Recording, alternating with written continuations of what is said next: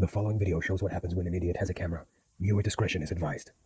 J.J. Abrams and Ryan Johnson were not involved in the making of this video. Any anger or dissatisfaction felt is purely coincidental.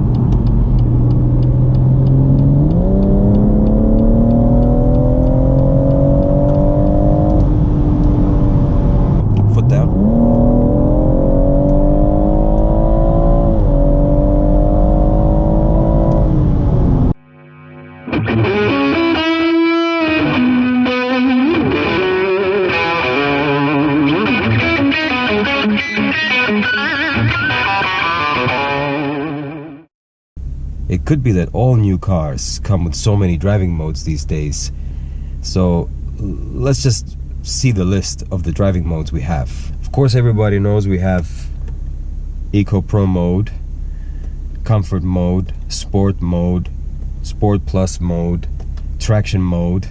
And give me a second to keep the button pressed, but we also have DSC off mode. So we have those 4 modes plus the 2. That makes 6, plus each one you can change your gearbox setting to sport as well. So you could argue that you have 12 modes in total, but actually you have more than 12 modes, because you can also configure your sport mode. So you can configure sport to be both the drivetrain and the chassis, only the drivetrain, or only the chassis to be in sport mode.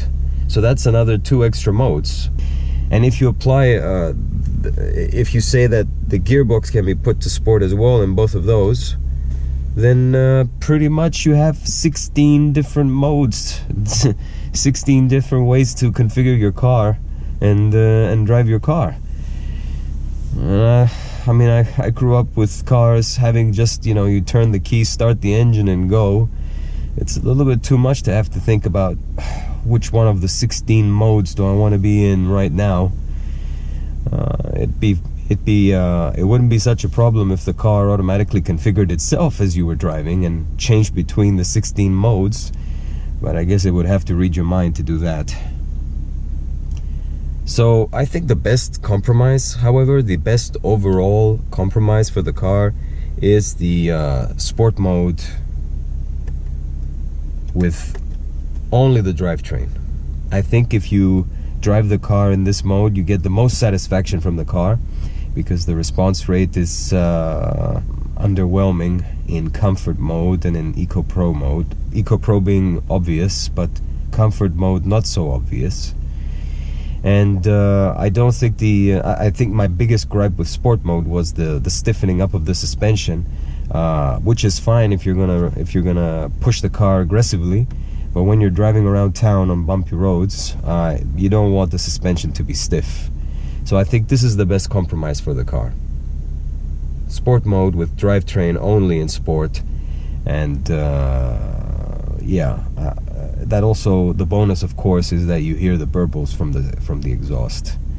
And I might be an old man right now, but I still enjoy listening to burbles from the exhaust.